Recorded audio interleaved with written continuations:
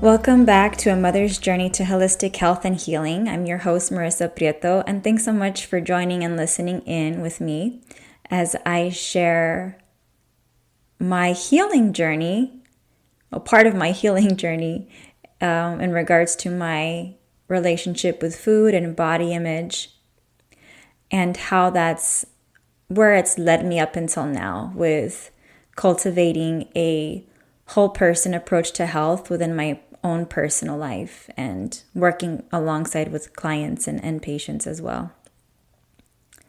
And then the first episode, that's basically what I talked about, is I shared a bit about myself and where it started with food and body image for me, and how it grew and grew into something bigger and bigger until finally, it kind of just, it hit me that I needed to make some changes, right? So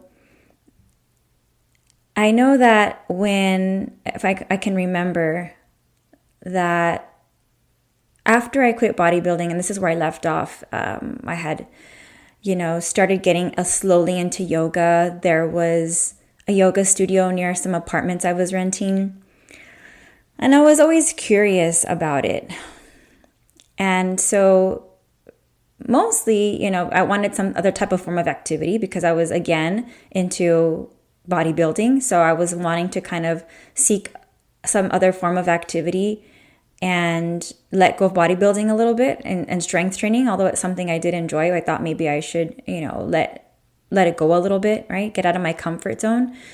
But I think initially I went into yoga for a reason that didn't align with my highest self. For example, what I mean by that is,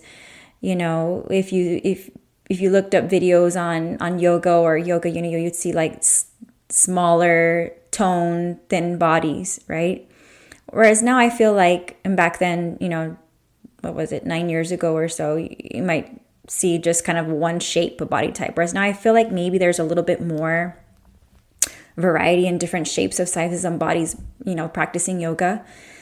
And so, I was still focused on my body image, and I was still thinking, that's a way for me to burn calories. It's a way for me to tone and keep strength and be flexible. And, so I still had a fixed mindset on why I used exercise, right? Mostly for prevent weight gain, fear of weight gain. And I was still very hyper focused on that. As well as with my nutrition. So, when I started getting into yoga, I read a book, right? Because I started to get a little bit more intrigued at it. That's when it kind of started hitting me more on an emotional and mental level, where I started becoming a little bit more aware of my emotions and a little bit about my mental health, but not so much. It was mostly around my emotions. Because as I practiced yoga and I would slow down a little bit more, I could tune into, how I was feeling and in my body, how I felt. And that was all new to me. I was barely starting to peel the layers and cultivating mind-body connection.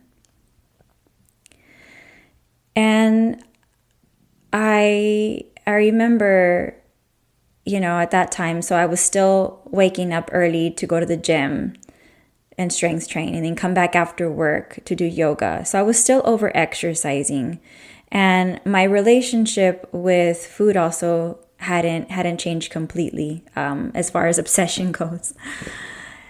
And the more that I got into yoga. I remember I purchased a book around yoga. I think it was called Light on Yoga. And it started talking a little bit about a plant-based diet, right?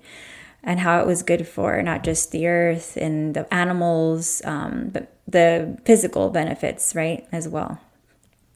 So it got me interested in that. And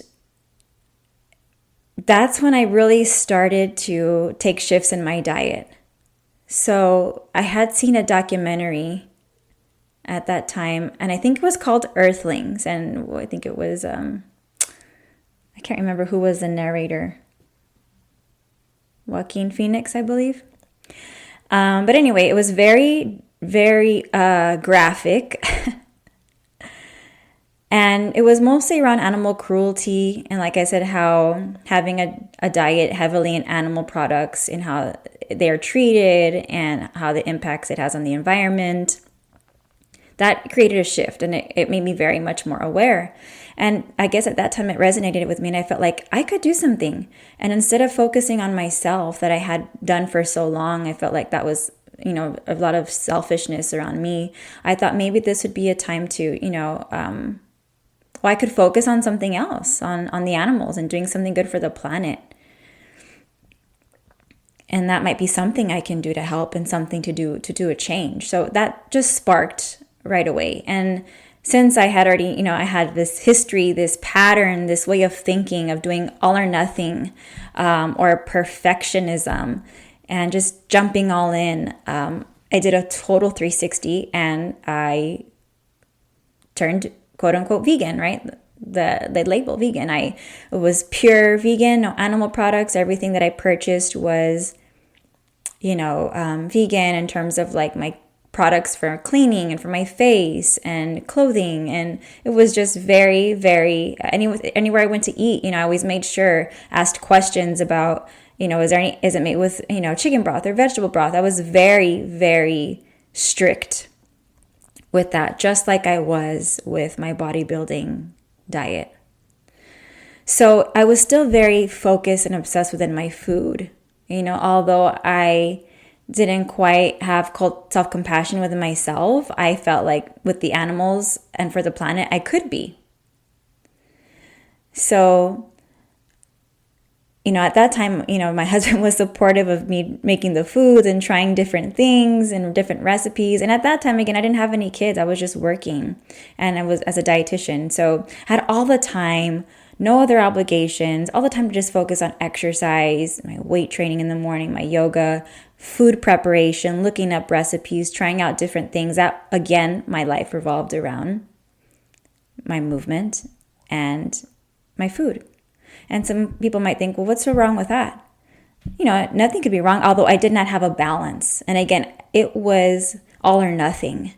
And it still affected a little bit of my mental and emotional health and my social life as well. I was still very heavily entrenched in food. And this is where it drove me to what we call orthorexia. The medical term is an obsession with eating healthy. So as I started bringing this into my life and I started sharing it with people, be vegan and do yoga because it makes you feel so good, right? I also feel like it also helped me to feel better about myself. I felt thinking like, oh, I had this healthy diet and I feel good about myself. I put my self-worth on that, just like I felt like I might have did with bodybuilding, right? I got this certain look, so it made me feel good about myself. And instead of having that focus, I took it into another area of my life with my food. And so I felt good. I felt good, physically. I noticed changes. I was stronger in the gym, and there was some positive benefits to it. But again, I was very focused on it, and I would get anxiety if certain places didn't have it. If it was vegan, I had a lot of guilt around that, right? Same way you might feel guilty if you quote unquote cheated on your diet, So it was very strict. I had no balance around that. I didn't know what that meant. It was either all or nothing, and really being challenged around perfectionism, all the traits that I had cultivated through dieting, or what we call cognitive distortions, comparison. You can develop those through a history of dieting, or even as younger as through childhood and adolescence. So going back to yoga, that's when I started to notice a little bit more about my sensations and started noticing anxiety, how it would manifest sometimes at work. I would get anxiety attacks of maybe noticing rapid breathing, or I'd get sweaty. I just was able to start noticing like, what's going on here, And that I was still over exercising, and I'm sure I was not fueling my body enough. And then finally, I got pregnant with my son. Well, actually, before that I had my first miscarriage and had to do some pretty, had to do a lot of healing around that on my own.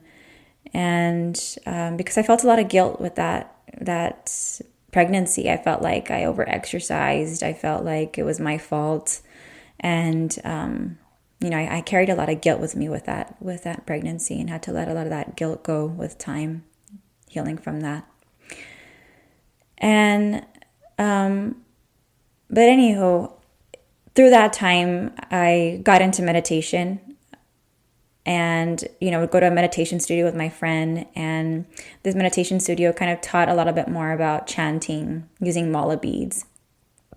And if you've ever done that, you kind of, it's kind of like you would think, right? Like how you would picture meditating. You're sitting down, you're on a cushion, or cross-legged or whatever, and you're using those mala beads and trying to chant a certain, like Om, for instance, or Om Shanti Shanti, or whatever it is. There's just different types of mantras, right? And so it was that way. It was that one fixed way. I didn't know anything else. I didn't know any other way. And so what did I do with that is I took it and I went all in, all in, making sure that I tried to do it a certain way as many days as I could to do it that perfect way, right? In order to be doing it right. And so again, that led to, I think, well, what's wrong with that? Again, it was really, I was getting anxious or getting some kind of guilt or anxiety if I didn't have time to do it, or wasn't doing it that certain amount of time. And it just wasn't sustainable, because I wasn't making it built around my lifestyle, and it was just very fixed, just like it was with my nutrition. So I didn't know what balance was, and I didn't know how to make it fit into my day if if the day was different, right? If it wasn't an ideal time. So then it slowly started to fade away.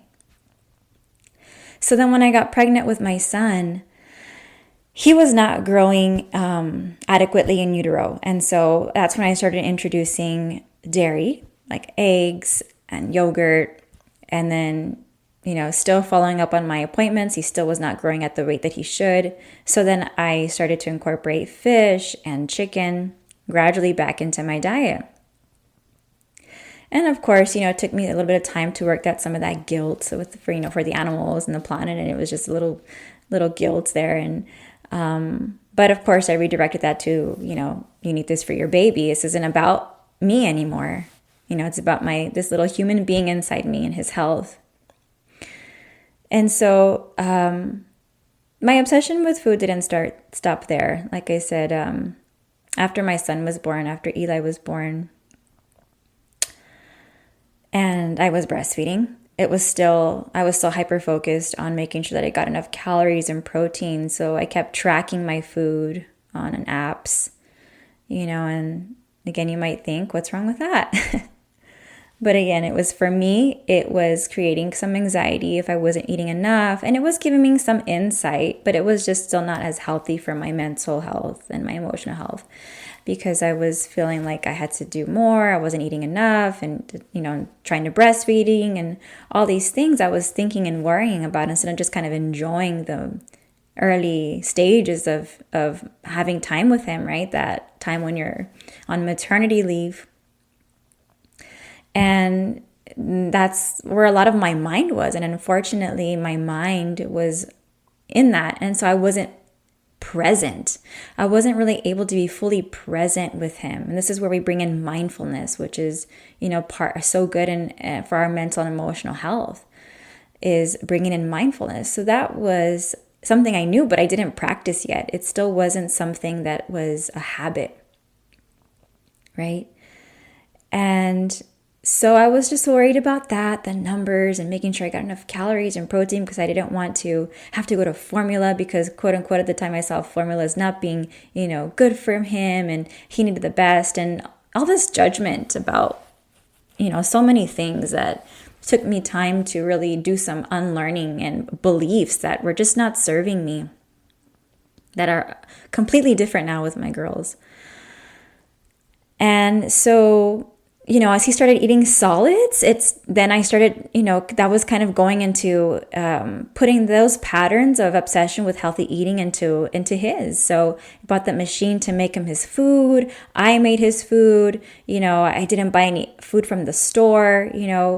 Just really not giving myself any permission or flexibility to be like, it's okay. You don't have to prepare everything for him from scratch or from home. It's okay if it's not organic. It's okay if he's not eating, he's going to have a few bites of this and that, I had a lot of rules, food rules that with so many years through dieting that I applied it around his nutrition as well. And so when I realized that took me some time, I felt really bad about that. I felt really guilty and bad about that, oh, he didn't have much variety. I gave him like the same things. And, as compared to how it's now with my daughters, it's a big change and improvement and progress. But, that just shows how patterns and habits can go to all different areas of our life. They can jump from one to the next, to the next, to the next. And you not really notice and realize it until it hits you, or if you're doing the work, right? So I'm still healing through a lot of that, and I'm still doing work. But at that time, again, like I said, is there was really not that much freedom or permission to just go get him something from the store, or just make everything from home for him. And that's when it started really to hit me, is when I was working in the Army facility. That's when I became more aware about the issue, the imbalances I was having with food, my body image. And there was a lot of patients that I had at the time, of course, were service members, and they had to meet their weight. They were doing a lot of dieting and strict diets because they had to meet their weight quick for their tests, their fitness tests. And I had a lot of patients that had disordered relationship with food or eating disorders, that have binge eating, yo-yo dieting, their weight cycling. And, so I started really looking into what could I do to help these people, right? Again, not really thinking about I was going through the same thing because I thought, quote unquote, my nutrition was perfect, And so I did some research, and I came upon the Intuitive Eating Principles, which is a book created by some registered dietitians that helps people who have a history or with yo-yo dieting go through these steps, And so I read the book, and I read, and it comes with 10 principles, which I won't get into, but I started reading through it, and I realized, oh my gosh, I check off a lot of these boxes. This is me right here. I can totally relate to all of these things. And so I started little by little, just kind of really hit me in some awareness in terms of I did not want to pass on these habits onto my son.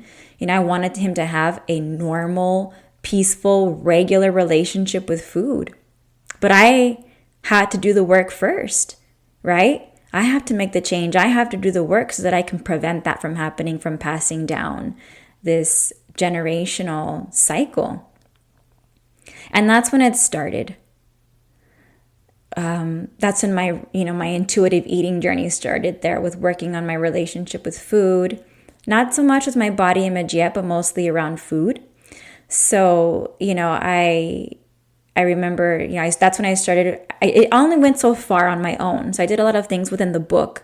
And then I finally got to a point, that, I need help. There's only so much I can do. I need some guidance, accountability, right? And so, after doing a little bit of work from the book, little by little, and trying to be more mindful, aware of my patterns, my behaviors that I've had for so long, I seek support. So I started working with a therapist, and I also started working with a coach, right? Because a lot of times we need a coach, we need somebody to help us see something we don't see.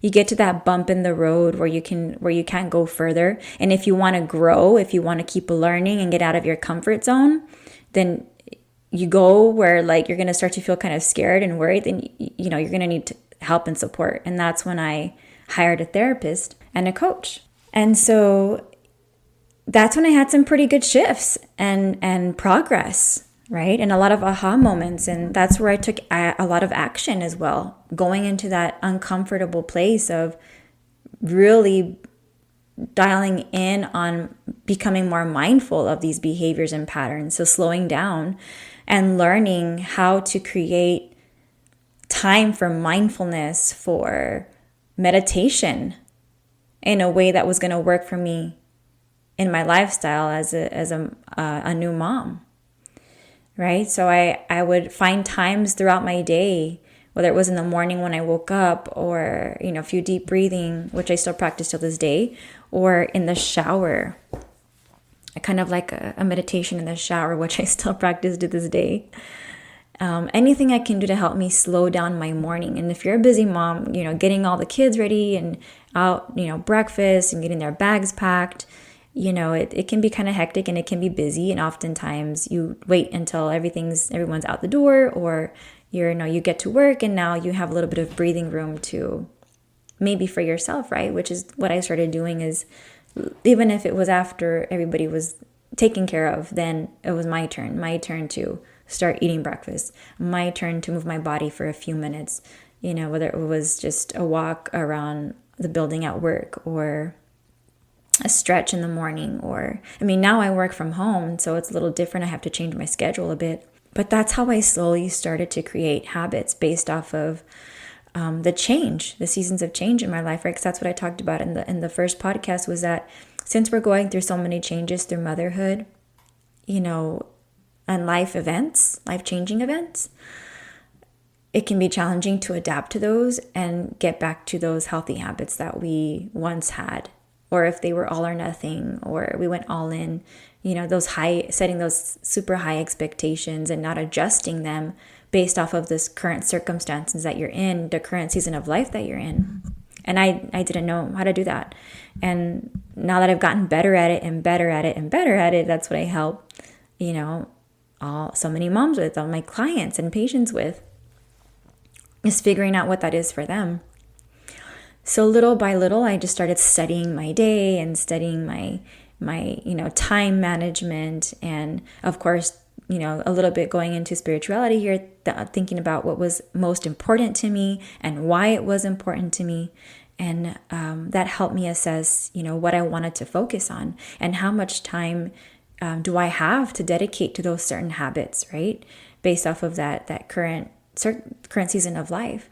And so even that in itself can be time consuming, or it requires some energy. But again, it's thinking about the importance, like how important it is to you. And when you don't have as much capacity to think about those things, or energy and thinking about how you're going to do it, that's where extra support comes in. For example, like myself, right? Seeking support to help you organize all these thoughts that you have and goals. And so little by little, I started thinking about my goals, things that were important to me and that brought me joy. I was starting to make more room for these things. And I realized, well, number one, my job wasn't bringing me joy anymore. I was away from my son.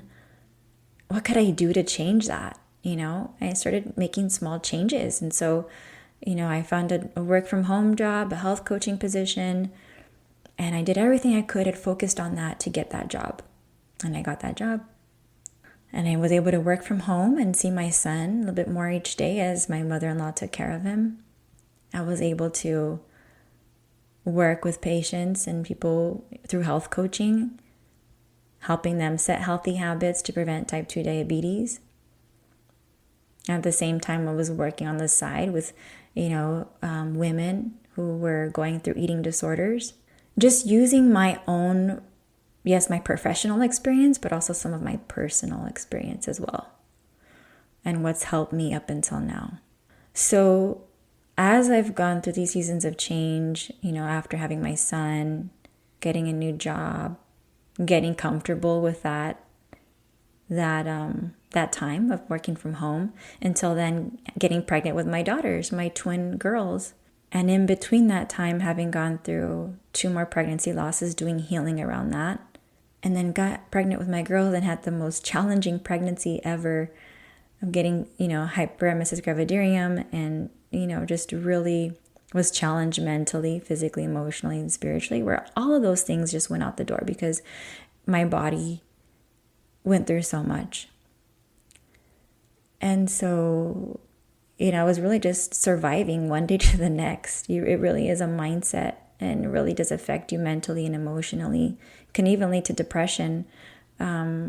For many women who have hyperemesis gravidarium, it can lead to depression. Some women even want to take their lives because that's how bad it is for them. And so, after each day of having had some trauma, which I won't get into today, with one of my pregnancy losses, that was one thing I was worried about. So if you've had, some histories of pregnancy losses, you know that until the babies are out of you and home safe, you can rest a little bit. You can celebrate. You can be joyful and happy, right? It's kind of just, you don't want to celebrate fully until they're here in the world. So I had a lot of emotional and mental challenges, and that's where my therapist came extra helpful for me for support. And this is where a big bulk of my mental and my emotional health got a lot of my attention and focus and work on. So as you can tell, as you can see throughout my life experiences, I was able to put attention towards what I needed the most at that time.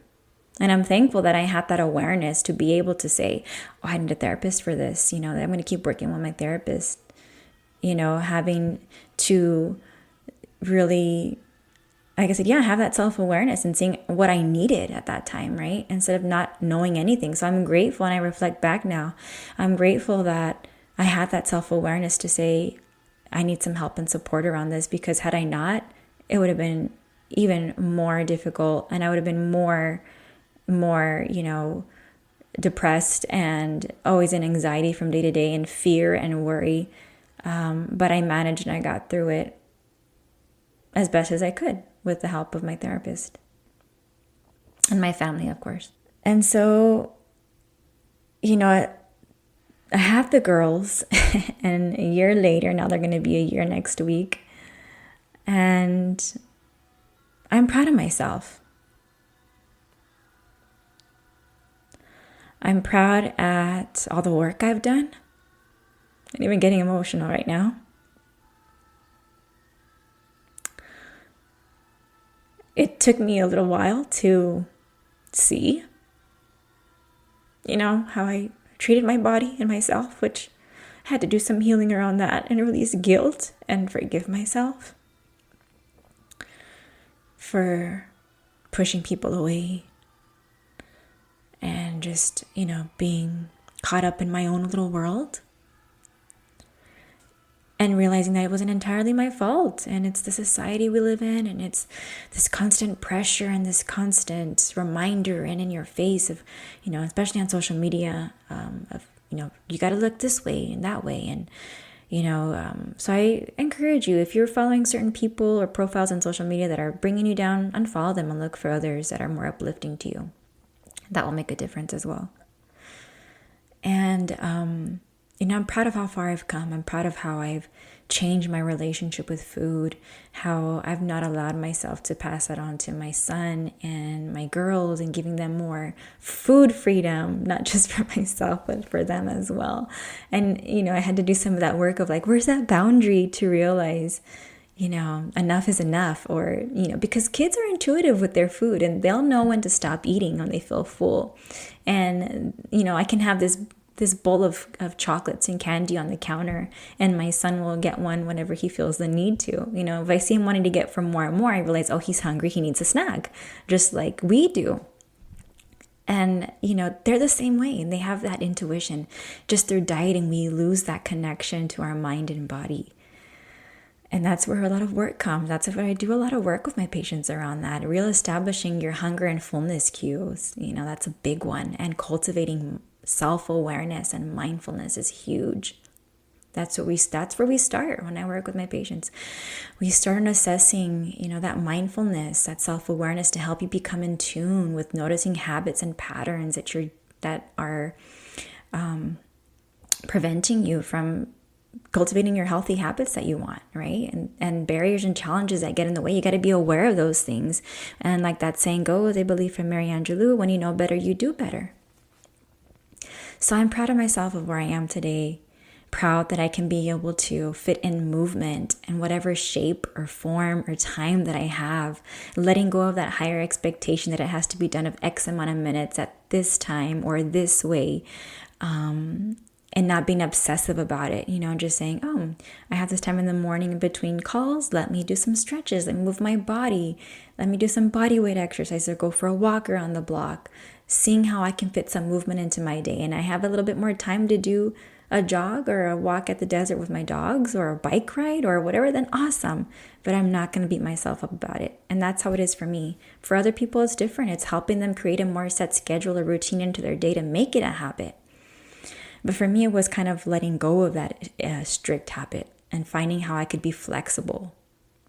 The same thing with my food and nutrition, right? Having some flexibility to, yes, have 3 meals a day, but how can, in a way, it not be obsessive, but still make sure I'm getting in enough nutrition to fuel my body, which again, helping my patients and clients through with as well, helping them, redefine what healthy eating means to them if they've had a history of dieting, right? Changing their mindset around nutrition and eating is huge. It takes a lot of work.